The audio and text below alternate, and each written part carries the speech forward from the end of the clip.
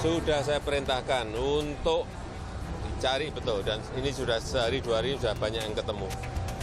Itu mengganggu industri tekstil di dalam negeri, sangat mengganggu. Jadi yang namanya impor pakaian bekas stop.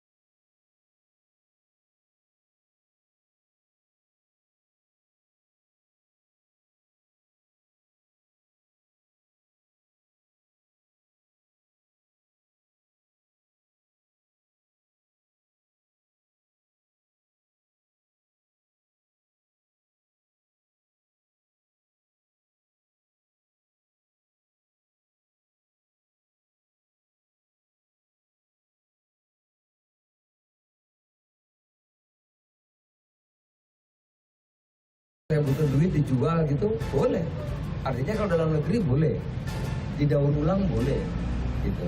Yang tidak boleh ini kan aturannya impor barang bekas.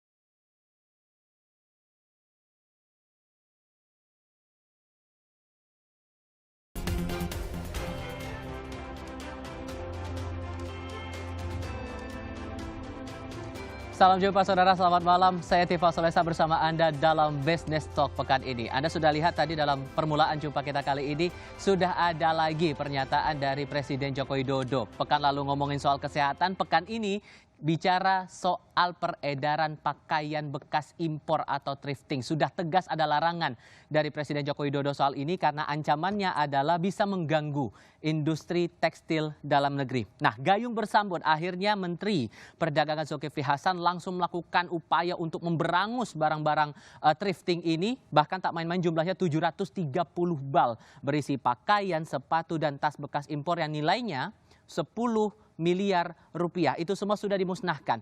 Ancamannya kalau kemudian ini tidak ditindak, menurut pemerintah, dalam hal ini Menteri Koperasi dan UKM Teten Mas Duki, industri tekstil dalam negeri akan mati, bahkan ancaman lebih besarnya lagi akan ada pengangguran. Bahkan jumlahnya prediksinya itu bisa sampai angka 3,5 juta orang lulusan baru.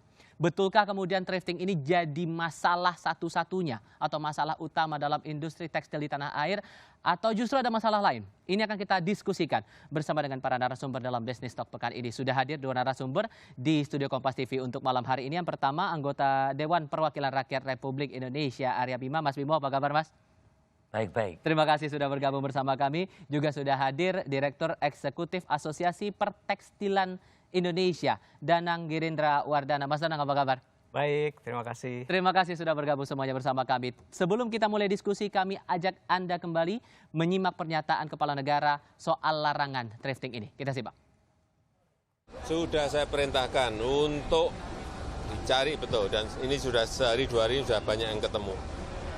Itu mengganggu industri tekstil di dalam negeri, sangat mengganggu. Jadi yang namanya impor pakaian bekas stop. Alasan pemerintah nih Mas Bimo, ada dua peraturan sebetulnya mendasari adanya larangan ini. Dari Permendak nomor 51 tahun 2015 tentang larangan impor pakaian bekas. Kemudian ada perubahan atas peraturan itu tepatnya di Permendak nomor 40 tahun 2022. Tapi kok heboh-hebohnya kalau kesan dari masyarakat kenapa baru sekarang ya? Anda menangkapnya demikian juga atau gimana? Ya, kegelisahan masuknya pakaian bekas atau pakaian reject atau sampah. Ini sampah. Di sana kan tidak dibeli. Di sana kan dikumpulkan ini.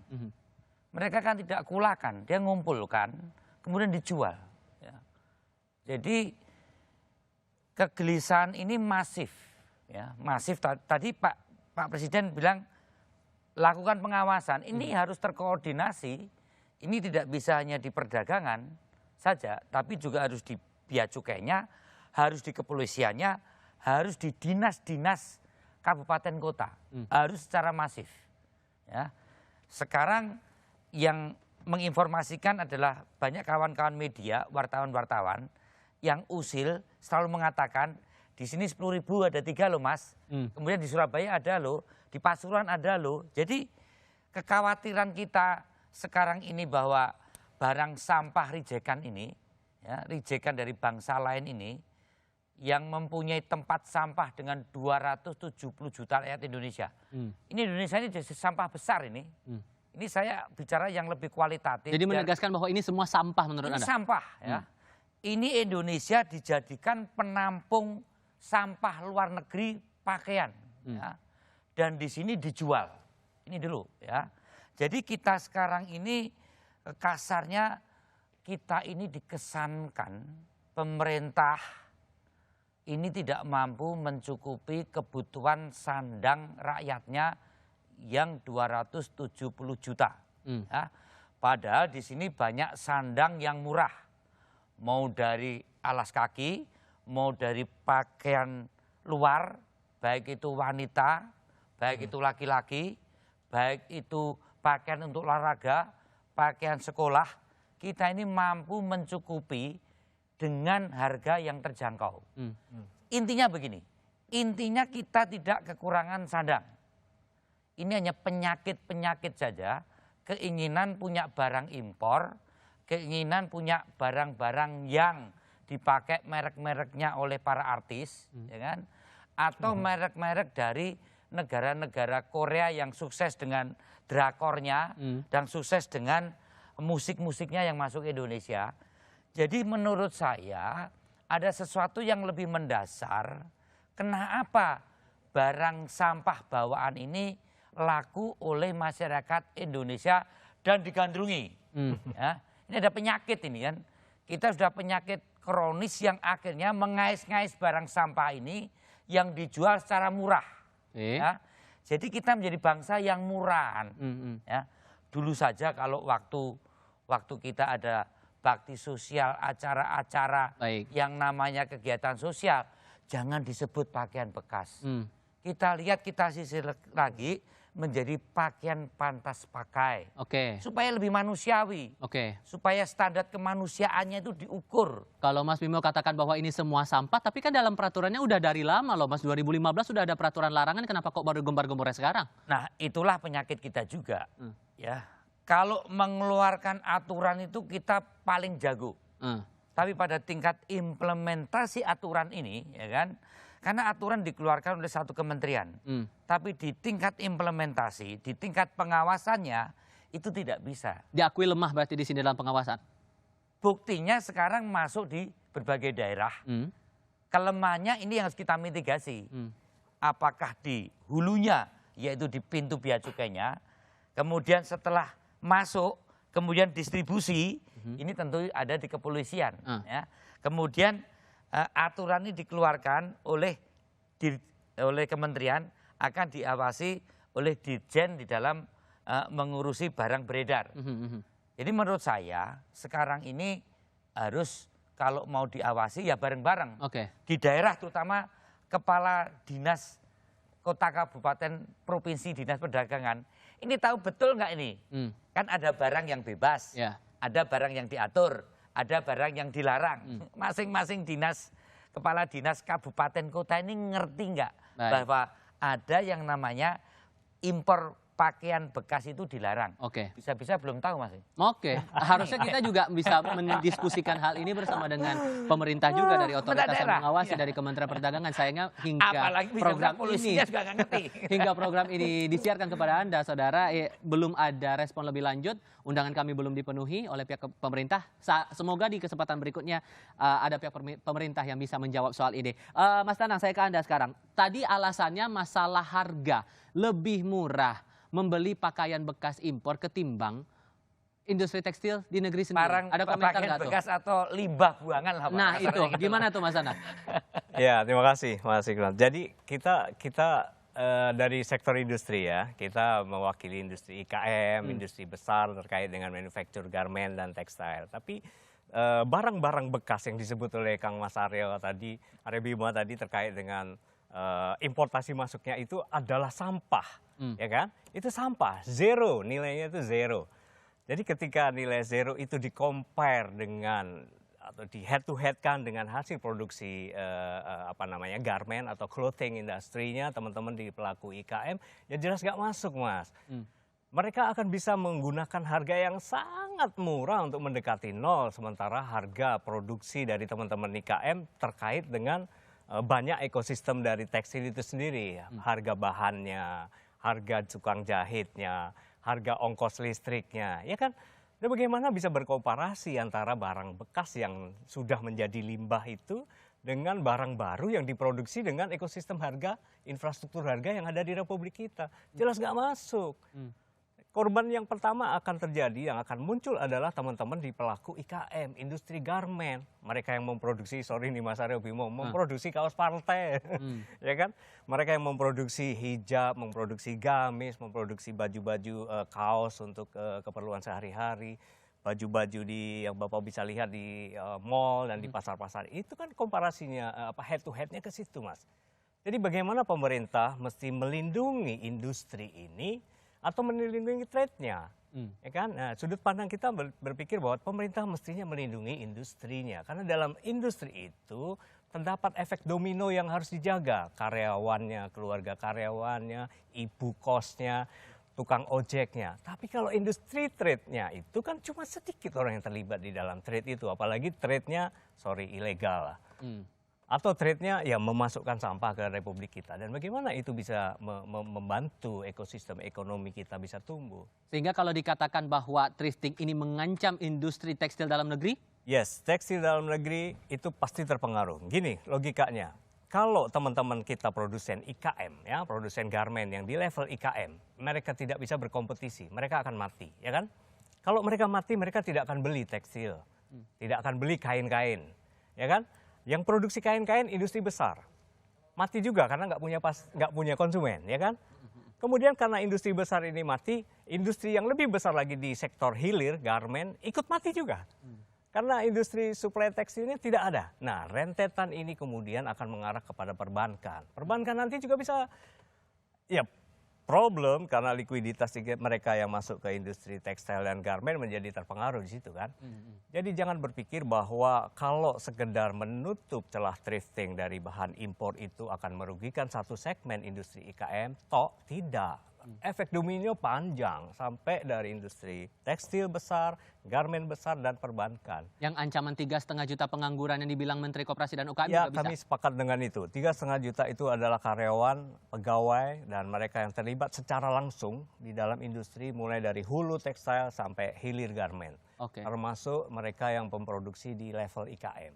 Tapi level IKM ini relatif pegawainya kecil-kecil lah, sedikit-sedikit lah. Ya. Tapi di industri garment itu besar, puluhan ribu, sehingga sangat rentan dengan berbagai kebijakan sistem fiskal. Oke. Satu hal lagi, karena ini masalahnya soal perdagangan juga. Ini kan yang bermain di lingkup thrifting ini juga pedagang-pedagang kecil nih Mas Bimo. Anda melihatnya gimana? Karena mereka sudah bersuara loh kalau ini diberangus, ini dihilangkan ya ancamannya adalah mereka juga nggak bisa kerja, mereka nggak bisa cari uang begitu. Jadi kita harus mikir view-nya lebih komprehensif ya. Kalau satu baju ini saya pakai, itu saya menyumbang tenaga kerja sejak yang bikin kain di pabrik, ya buruh pabrik, ini saya bayar dengan baju saya. Kemudian kain jadi, kemudian dibatik, itu juga ada buruh. Sampai baju ini saya pakai, itu saya sudah bayar berapa buruh orang Indonesia. Sampai yang dagang. Jadi kalau kita beli satu baju dari Korea, itu kita sama dengan bayar tukang jahitnya buruh Korea, kemudian kita bayar tukang rajut kainnya tukang orang Korea. Jadi sama dengan kita ini membayar buruh-buruh Korea itu, kan gitu. Sebaliknya kalau kita pakai baju nasional atau produk dalam negeri, itu kita membayar buruh-buruh kita sendiri. Oke. Nah, kain atau baju atau yang namanya komoditas produk industri tekstil itu masuk 10 produk unggulan Indonesia. Terus dengan demikian ini menyerap lapangan kerja, memasukkan pajak, menciptakan lapangan kerja. Nah, kalau dilihat dari hulunya saja, pedagang saja, itu kita debatable. Teman-teman UKM sekarang katanya banyak baju jual pakaian bekas. Ya. Sejak kecil saya ada jual baju pakaian bekas. Kalau di Solo itu di Gading sekarang lantai 2. Lantai 2 pasar Gading itu pakaian bekas. Baik. Mulai kebaya sampai tidak. Maksud saya begini, bahwa hal-hal yang menyangkut masalah lapangan kerja, kita harus melihat bagaimana produk domestik bruto itu selalu dilihat dengan investasi, termasuk yang namanya investasi di IKM-nya. Garmen saya ini pembina 10 garmen UKM di Dapil Solo. Oke. Teman-teman pada Anjir tadi. Tapi namanya Mbak Darmi. Oke. Mbak Darmi sudah teriak ini, Oke. Mas, kita mulai kelabakan nih pada nggak laku. Karena sekali lagi kita mampu menghasilkan pakaian-pakaian jadi yang harganya terjangkau. Oke. Kecuali kalau bangsa ini nggak mampu Baik. menyediakan pakaian Baik. jadi dengan harga terjangkau, begitulah. Kita pernah tahun 65 katanya, Iya. tahun 70 kita impor dari American waktu itu, dibagi-bagi oleh lembaga-lembaga sosial gratis. Ya. Waktu itu kita belum mampu. Nah, sekarang Tapi mampu. ternyata masih ada juga begitu kan kasus impor pakaian bekas semacam Nggak, ini. maksud saya, alasan IKM-IKM yang jualan itu mengalami kerugian, ya akibat dari satu salah aturan tadi, Oke. atau sesuatu ilegal tadi, mengakibatkan mereka rugi, kita mitigasi. Soal itu nanti kita akan coba gali lagi nanti. Ya. Cuman data juga berbicara di sini bahwa yang awalnya di tahun 2021 angka impor dari pakaian bekas ini hanya 1 digit, 2022 malah melonjak dari 2 digit. Lebih lengkapnya nanti kami hadirkan datanya untuk Anda sesaat lagi. Tetap di Business Talk.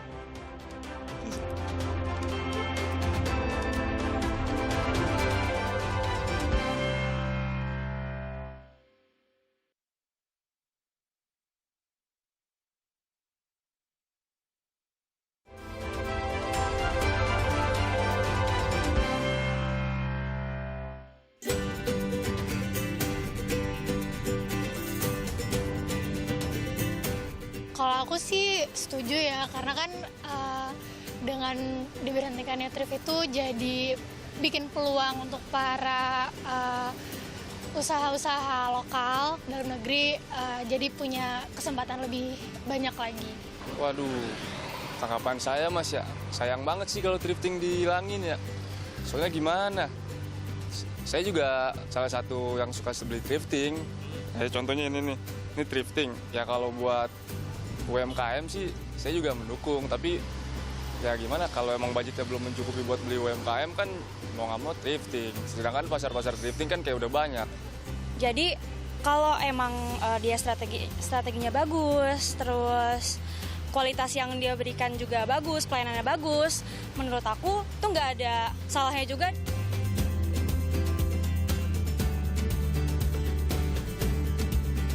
Mungkin nggak perlu di nonaktifkan si thrifting ini, nggak apa-apa, berjalan aja barengan, terus sama-sama ningkatin ininya aja, produknya masing-masing dan pelayanannya masing-masing gitu aja sih. Untuk pemerintah boleh dipikirin sekali 2 kali lah, semoga thrifting ini nggak dihilangin gitu.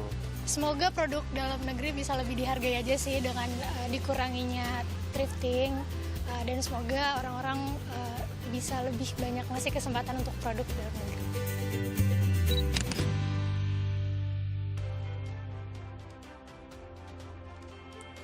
Di masyarakat intinya ada 2 sisi yang berbeda di sini. Ada yang setuju dengan kebijakan larangan thrifting, ada yang tidak setuju karena hubungannya dengan selera konsumen. Kita coba diskusikan ini lagi bersama dengan para narasumber dan baru bergabung untuk segmen kali ini wartawan senior Kontan Cipta Wahyana. Mas Cipta, apa kabar? Malam. Terima kasih sudah bergabung. Tadi soal tanggapan warga nih Mas Danang. Ini kan hubungannya soal selera lagi, ada yang setuju ada yang enggak, gimana tuh?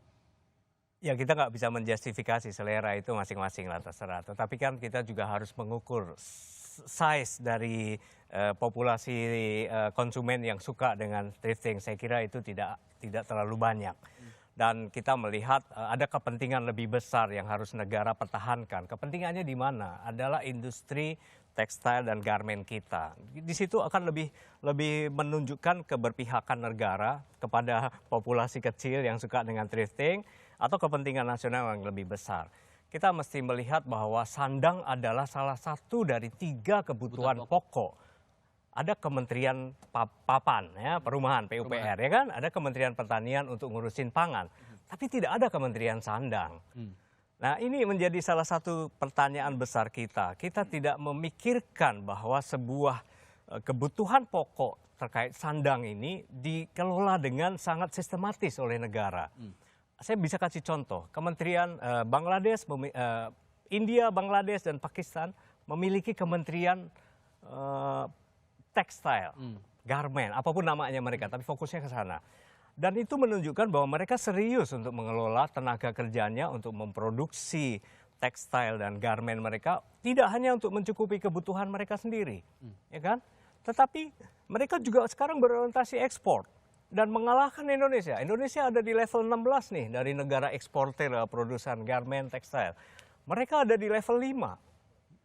Luar biasa kan? Kita jauh ketinggalan dan akselerasi pertumbuhan tekstil di 3 negara yang saya sebutkan tadi jauh di atas Indonesia. Indonesia dari tahun 2015 sampai sekarang itu stagnan pertumbuhan ekspor dari masalah tekstil dan garmen. Stagnan. 3 negara kompetitor kita itu melejit luar biasa dengan lambungan yang piramida terbalik yang keren sekali. Nah, kita harus belajar dari situ.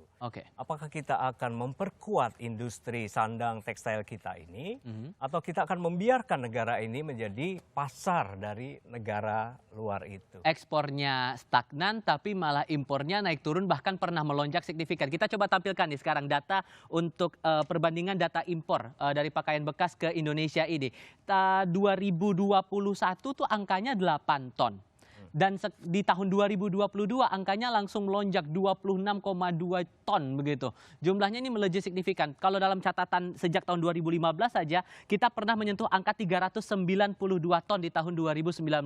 Yang teman-teman pengusaha cermati dari data ini gimana kemudian? Ya, itu menunjukkan bahwa kita menjadi menuju negara pasar gitu, menuju negara konsumen gitu daripada negara produsen. Padahal Indonesia di antara sekian banyak negara ASEAN adalah negara produsen tekstil dan garmen. Kita memiliki market ke Eropa dan Amerika cukup tinggi untuk produk-produk garmen ekspor ya. Tetapi sekarang kita menjadi negara pasar dari teman-teman kita di negara ASEAN gitu. Dari India, China tidak usah dibahas lah. China nomor 1 dengan 21 juta meter.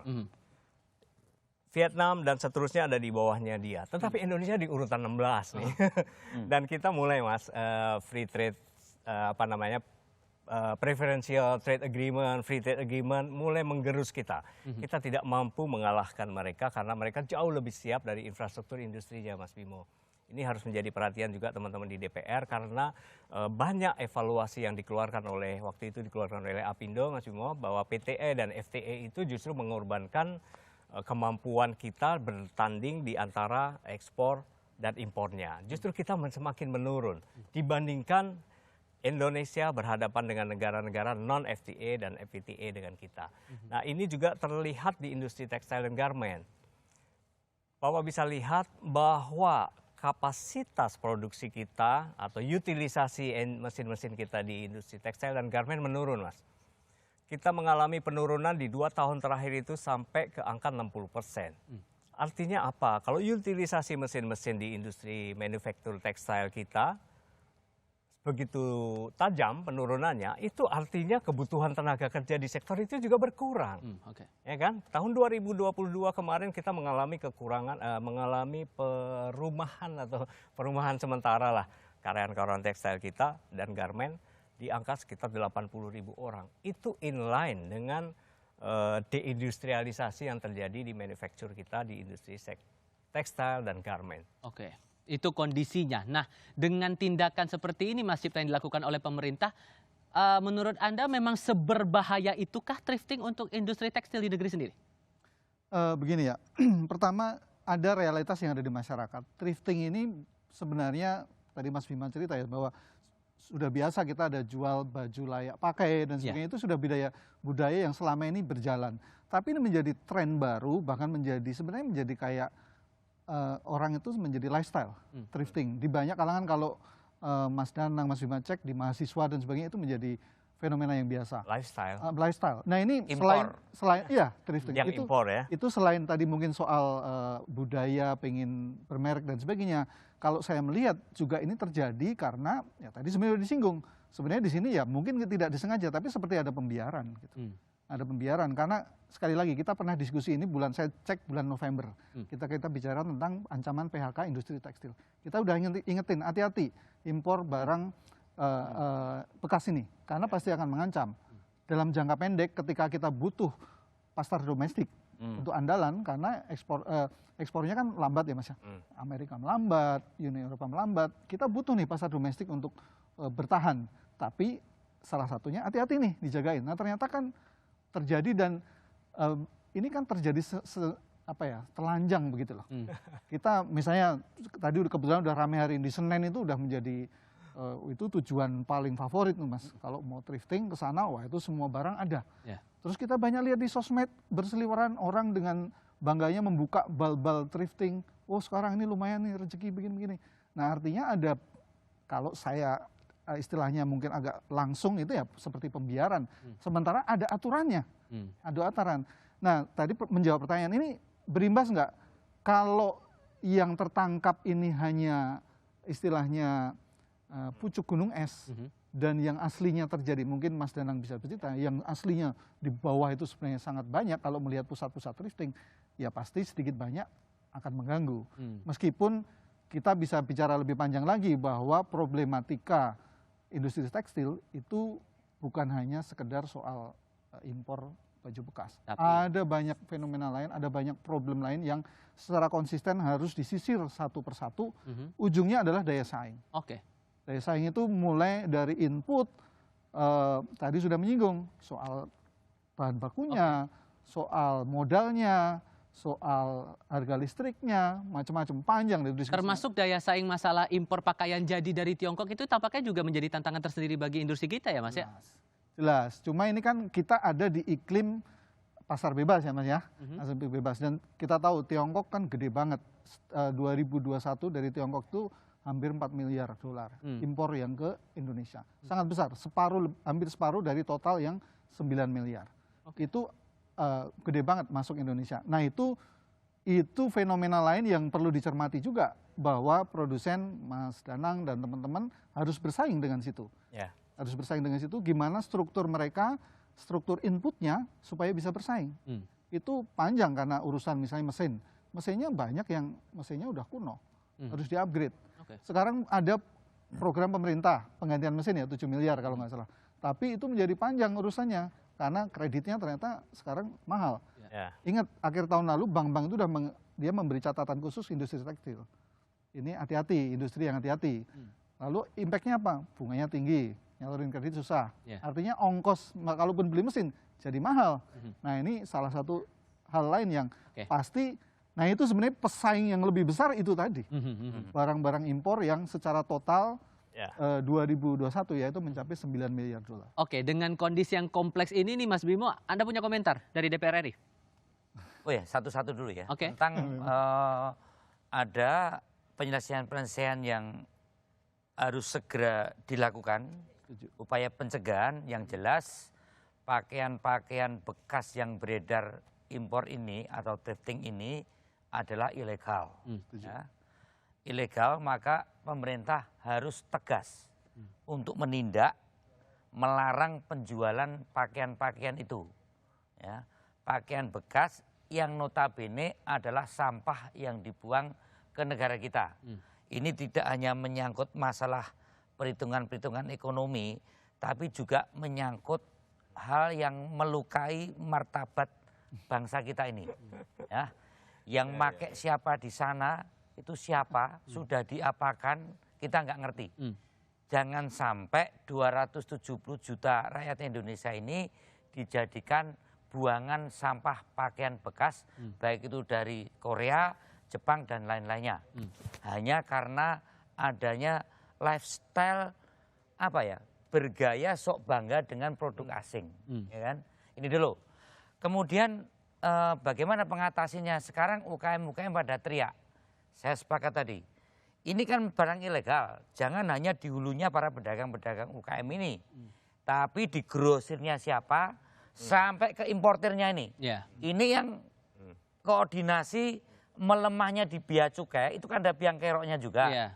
Pasti dong, barang dilarang kok lolos. Dan ini bukan barang satu kotak Indomie, ini berkontainer, ya kan? Berarti ada permainan, ya kan? Ya.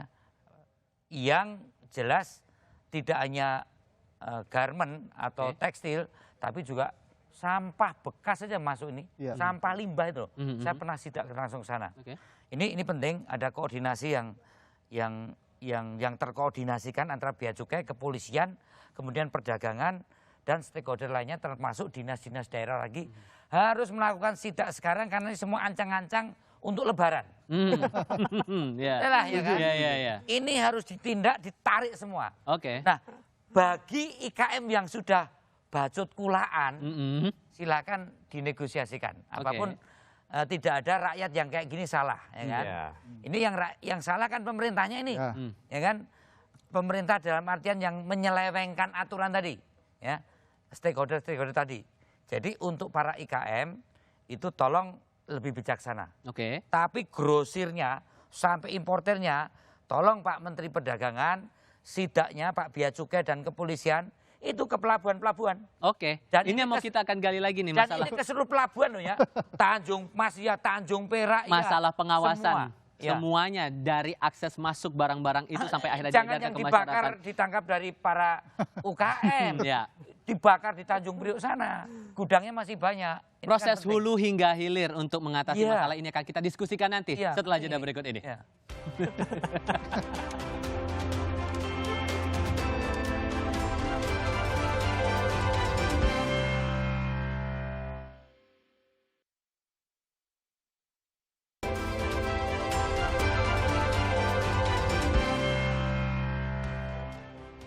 Itu keren, Mas. Direktorat Jenderal Bea Cukai sempat bicara soal datanya nih, penindakan untuk sejumlah barang-barang terutama pakaian bekas yang ilegal ini masuk ke Indonesia ini kebanyakan ada di kawasan Kepulauan Riau di Batam. Itu bahkan penindakan dalam kurun 2019 sampai 2022 231 kali penindakan di situ. Sehingga Anda sepakat ya bahwa prosesnya ini nggak bisa ditindak sebatas di tingkat pedagang, tapi juga harus saat biang keroknya itu ya masuk di bea cukai itu. Mana mungkin pedagang impor. Pedagang dikirim dari para grosir yang impor yang lolos di bea cukai. Yang barang terlarang bea cukai masukkan. Pasti ada permainan di bea cukai. Kemudian untuk dari bea cukai sampai ke distribusi ini ada pengawasan barang. Baik itu Dirjen Perdagangan sampai ke Dinas Perdagangan plus kepolisian. Saya kira kalau bea cukai, kepolisian dan Departemen Perdagangan dan Dinas Perdagangan kompak selesai ini barang. Jadi saya nggak setuju kalau yang ditangkap hanya di bagian pengecer-pengecer rakyat-rakyat kecil yang nggak salah ini. Sidaklah di pelabuhan itu. Sidak di pelabuhan, bongkar tuh seluruh kontainer hari ini juga. Jadi kalau presiden ngomong, ini sudah presiden loh. Stakeholdernya harus rapat dan rakor. Dan hari itu juga kalau perlu rakornya di setiap pelabuhan tuh. Ada bea cukai, ada kepolisian, ada dinas perdagangan, semua kerja. Wong presidennya ngomong kok, yang bicara sekarang hanya menteri perdagangannya aja, hanya bakar sebagian. Ini presiden ngomong loh, berarti sudah extraordinary, sudah bahaya mengancam. Karena garment atau pakaian ini salah satu devisa juga, salah satu pendongkrak PDB kita, lapangan kerja, peningkatan pendapatan masyarakat. Jadi mohon, ini sudah keterlaluan, ya. Sehingga saya ngomongnya agak bulat-bulat, ya kan? Karena sudah berkali-kali kita rapat di Komisi 6, saya pimpinan Komisi 6, bicara soal pakaian bekas ini sudah bertahun-tahun dan tidak terselesaikan. Jadi ada permainan, pelembagaan, permainan pakaian bekas ini untuk masuk ke Indonesia, alias sampah ini, Pak. Sampah yang menurunkan, merendahkan martabat bangsa ini, karena bangsa ini bisa menyediakan pakaian dengan harga yang terjangkau dan murah. Kata sampahnya udah berkali-kali nih disampaikan Ya sejak biar awal tahu segmen bahwa ini, ini ya. sampah, karena tadi masih pakaian bekas. Ini sampah yang dibuang. Oke. Ya. Di sini menjadi pakaian Didol meneh. bekas, didol lagi, ini sampah. Jadi di sana dipungut, kemudian di sini dijual. Oke. Dari kalangan pengusaha nih, kalau bisa ngasih saran nih ke pemerintah, harus mulai perbaiki dari mana dulu? Ya saya kira teman-teman rekan-rekan di pemerintah itu yang mesti duduk bersama dulu lah. Kadang-kadang blamingnya ke pengusaha kan. Tapi sebenarnya Nah, insentifnya apa? Supaya terjangkau apa yang diminta tuh. insentif tadi loh. ya Ini kan daya saing tadi dari Kontan udah Setuju, ngomong. Ini persoalan setelah COVID, rakyat ini punya harga murah, cari pakaian murah dan sehat. Nah, dari tekstil tolong dong kasih insentif jamu-jamu yang kira-kira harganya supaya Udah berdaya ditambahin saing. tuh insentif pertanyaannya. yang paling penting untuk dunia usaha adalah kepastian hukum. Regulasinya hukum. ada, ya Oke. kan, kepastian hukum. Regulasinya ada. Dari tahun 2015 sudah muncul Permendak 51. Betul. Permendak 18 tahun 2020. Diperbaiki Diperbarui lagi lagi. Permendak 40, ya kan? Artinya seperangkat regulasinya sudah ada. Tapi penindakan atau kepastian hukum atas regulasi itu kan tidak berjalan. Mas, cost production-nya supaya kita berdaya. Tadi kan ngomong Kontan, ya apapun akhirnya juga rakyat ini butuh harga murah. Iya. Ya. Kan harga garment kita sudah murah. Setuju. 15.000 saja udah dapat kaos yang Setuju. sepak bola itu. Ya. Masih ada nggak insentif yang supaya Kebutuhannya bisa itu loh turun yang harus lagi? dijawab. Supaya cost production-nya lebih murah lagi. Cost structure di industri garment itu sangat terpengaruh oleh cost structure di industri tekstil. Ya. Tetapi itu tidak bisa head to head dibandingkan dengan barang bekas gitu. Atau limbah itu tadi nggak bisa. Oke. Jadi bagaimanapun juga untuk memproduksi baju yang Mas Bimo pakai itu membutuhkan listrik, membutuhkan gas, membutuhkan rayon, fiber dan segala macam. Dan Sampai modalnya itu nggak tukang jahit. kecil. Ya. Mas Dana, kalau konteksnya dengan misalnya produk Cina tadi loh, kan persaingannya bukan cuma soal yang bekasnya juga, tapi dengan yang impor barang Nah, Cina gimana juga tuh? kan. Ya, Gede. ini kan kemudian kita kan memiliki dugaan adanya potensi dumping di situ. Tidak ada satu upaya-upaya yang cukup kuat yang dilakukan oleh pemerintah untuk membantu industri ini untuk berhadapan dengan barang yang sangat murah di sini. Tidak hanya tekstil, keramik misalnya. Mas Bimo, keramik China di Indonesia itu lebih murah sampai ke Indonesia lebih murah daripada yang datang dari Sidoarjo ke Jakarta, Mas. Gini Mas Sama Dana, dengan sama tekstil. jangan terlalu ngelantur dulu. Ini ada Bisa suka nggak begini nih. transhipment, ya kan? Oke. Kadang ada gejala. Kita kan ekspor akibat dari Amerika China, produk tekstil kita sekarang cukup bagus untuk ke Amerika. Ya. You katanya juga cuma transhipment. Barang Cina you tok di sini. Benar nggak itu? Wah, Jawab itu dulu. industri Jawab lain dulu. ya. Jawab Industri lain dulu. ya. Mas Ini yang Bimo, main. ini industri lain ya. Oke. Enggak, industri tekstil dulu. Oh nggak ada, Nggak ada ya? nggak bisa itu, Pastikan dulu. nggak mungkin. Karena kita punya yang disebut dengan KITE, ya, untuk industri atau bahan baku untuk tujuan ekspor. Ya. Itu termonitor, karena Termonitor. semua ada di kawasan berikat. Tidak ada barang Cina yang di Tidak tekstil mungkin, kita. Oke. tidak mungkin. Itu jelas tidak mungkin. Karena pengawasannya sangat kuat di Kementerian Itu macam-macam Perindustrian. kok kamu macam-macam apa? Kontan juga mendeteksi. Tapi salah satu yang concern besar kita, Mas Bimo. Oke. Salah satu yang question saya dari statement Mas Bimo adalah ketika melihat bahwa thrifting yang masuk ke Indonesia itu legal atau ilegal. Nah itu. Nah, Ilegal. buat Mas Bimo itu bisa dilihat ilegal. Tapi kami bisa melihat bahwa sebagian dari itu legal, Mas. Hah? Kok bisa legal?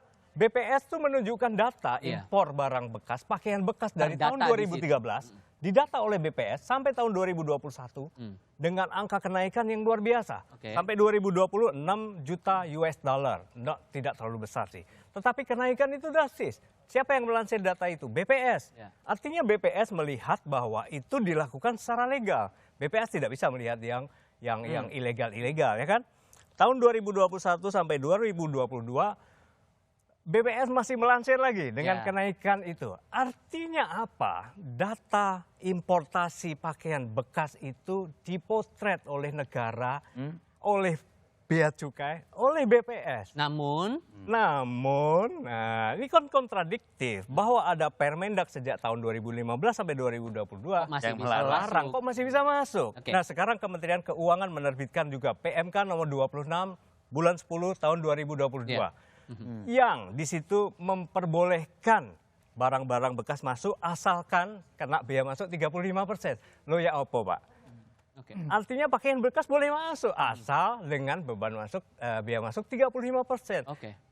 saran kami adalah tolonglah teman-teman pemerintah Panggilannya duduklah aturan. bersama. Ya.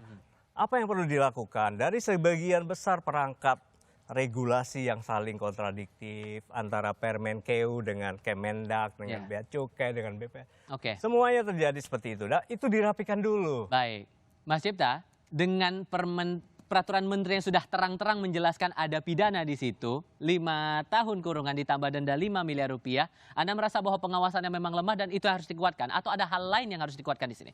Ya pasti itu sebenarnya kalau satu yang ini problem kan muncul karena pengawasan, kita sepakat di sini soal Ya, pengawasan konsistensi aturan. Jadi kalau bicara esensi dari diskusi ini apa? Sebenarnya penegakan aturan. Itu dulu. Nah, memang saya setuju. Ini kan ada barang karena ada modal. Ya. Jadi kalau di ujung ini kalau diurut rentenya di mana? Paling tebel pasti yang di atas karena dia dari sampah kok. Oh, iya. Dari modal yang zero itu pasti marginnya paling tebel. Nah, itu sementara sekian banyak bal, ratusan bal, ribuan, dan itu hanya yang tertangkap ya. Pasti ada modal yang terlibat besar di situ. Nah, saya setuju ini harus diurut sampai ke istilahnya ya pemain paling utamanya yang mendatangkan gitu ya. Itu harus sampai Yang import itu Mas, Ya. seperti yang Mas Bimo ya, sampaikan. penegakannya harus sampai Importernya. situ. Dari importernya itu, Dan bukan memang pedagang ya, kecilnya itu. supaya ada efek jerah ya harus sampai. Ini memang kan harus ada persoalan itu ditindak. kita dibenturkan pada UKM. Ah. Kita nggak dibenturkan pada persoalan keuntungan dari hulunya. Iya. Begitu ada masalah, kita dihadapkan UKM-UKM diwawancarai begitu. Terus kita ini anggota DPR, kemudian pabrik tekstil ditabrakkan dengan pelaku UKM. Oke. Biang keroknya kan importernya. Sehingga menurut Anda bahwa ini bisa diselesaikan? Oh bisa, Bisa. sangat bisa. Ah, Kenapa pasti tidak? bisa. Mitigasinya jelas kok. Kesalahan utama dari siapa? Mhm. Ya kan, dilakukan oleh siapa?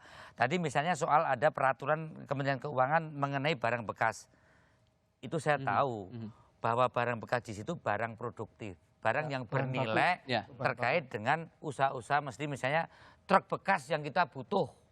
Oke. Karena ada sesuatu yang kita Tapi belum baju bekas produksi. juga Baik. diatur di situ. Hah? Baju Itu bekas. bisa.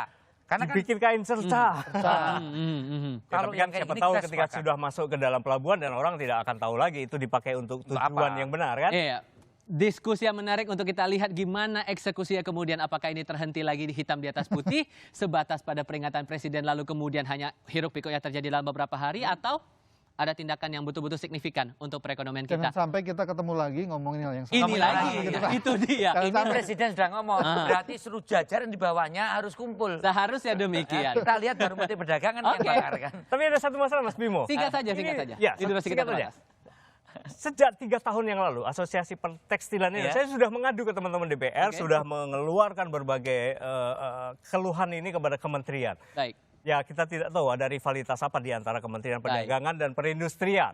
Nyatanya itu tidak bergeming sama sekali di kementerian itu. Oke. Ketika presiden bicara, baru semua bertindak, Nah, ya kan? ini dia yang kemudian Mas realisasi yang Bimo, kita akan ini lihat harus kemudian. menjadi satu teguran Mas dari Bimo DPR. dari DPR, terima kasih. Mas Dadan, terima kasih juga. Mas Cipta, terima Siap. kasih atas Thank you. perspektifnya bersama kami kali ini. Business Talk akan berlanjut selepas ini.